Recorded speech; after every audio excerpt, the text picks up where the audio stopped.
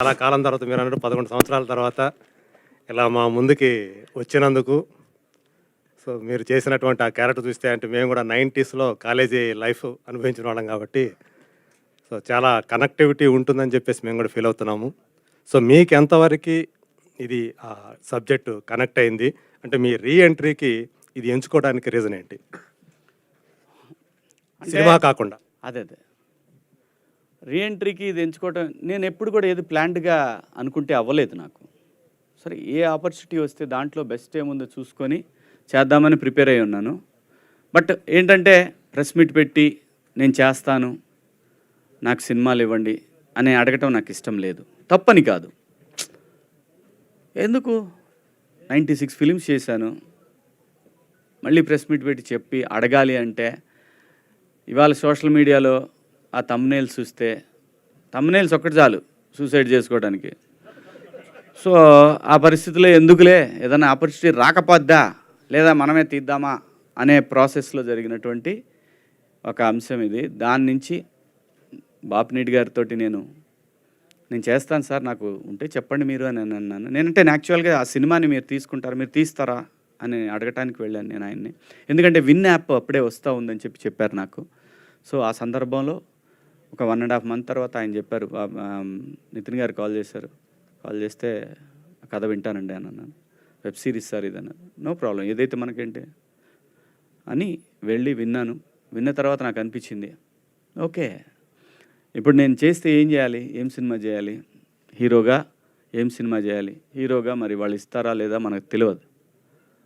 So మంచి character కావాలి అని అనుకునే పరిస్థితుల్లో చంద్రశేఖర్ అనే ఒక క్యారెక్టర్, ఒక మ్యాథ్స్ టీచరు, ఇందులో హీరో అంటారా ఏమంటారా అనేది మీరు సిరీస్ చూసిన తర్వాత మీరు చెప్పాలి. అది నేనైతే చంద్రశేఖర్ ఫ్యామిలీ మిడిల్ క్లాస్ అనేది ఆ క్యారెక్టర్లో ఉంది, కానీ మిడిల్ క్లాసే హీరో ఈ సినిమాకి, ఈ సిరీస్కి. ఒక మిడిల్ క్లాస్ లైఫ్ అనేది ఒక హీరో.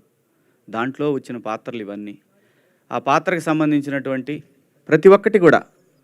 అంటే మా ఫాదర్ టీచర్ కాదు, కానీ కష్టాలు అందరి అవే, డబ్బులకి కానీ రకరకాలు ఉన్న దాంట్లోనే సర్దుకొని నలుగురిలో బయటపడకుండా ఎలా ఫ్యామిలీని నడపాలి అని తపన పడే మా నాన్న లాంటి వ్యక్తులు ఈ సమాజంలో 95% ఉన్నారు. అలాంటి ఆ మిడిల్ క్లాస్ సంబంధించినటువంటి ఆ కథ నాకు కనెక్ట్ అయింది. ఈ జనరేషన్కి వస్తే ఈ కథలో ఉన్నటువంటి రోహన్ పాత్ర నా చిన్న కొడుకు కనెక్ట్ అయింది. సో ఇలాగా రకరకాల పాత్రలన్నీ కూడా నా చుట్టూ ఉండే పాత్రలు. కానీ ఇంకొకటి హానెస్టీ, దాంట్లో క్యారెక్టర్లో ఉన్న హానెస్టీ. చంద్రశేఖర్ ఏదైతే నేను ప్రశ్నిస్తానో నిజాన్ని మాట్లాడటానికి భయపడను ఎవడికి, అలాంటి ఒక మాస్టారు ఇవాళ ఉన్న ఒక ప్రైవేట్ స్కూల్స్ యుగంలో ఒక మాస్టారు ధైర్యంగా పోయి నేను గవర్నమెంట్ టీచర్ని అయ్యుండి ఒక ప్రైవేట్ స్కూల్లో నా బిడ్డలను చేర్చినందుకు సిగ్గుపడుతున్నానని చెప్పటానికి కూడా సిగ్గుపడని ఒక క్యారెక్టర్, ఆ యాజమాన్యాన్ని ప్రశ్నించి వాళ్ళని మాట్లాడకుండా చేసే ఒక క్యారెక్టర్, ఒక నిజాయితీ, ఆ క్యారెక్టర్లో నిజాయితీ, ఆ చంద్రశేఖర్ గారి క్యారెక్టర్లో ఉన్న ఒక నిజాయితీ, ఇవన్నీ కూడా. అలాగే వాసుకి గారి క్యారెక్టర్లో కూడా ఆ పిల్లల్ని ఆ కష్టం తెలిసే విధంగా పెంచే ఒక ఇది. నా వైఫ్ నా పిల్లల్ని ఇద్దరిని అలాగే పెంచింది, మా అమ్మ మమ్మల్ని కూడా అలాగే పెంచింది.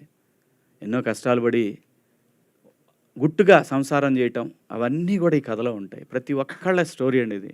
మిడిల్ క్లాస్ 90s అనే కాదు, every middle class family story ఇది.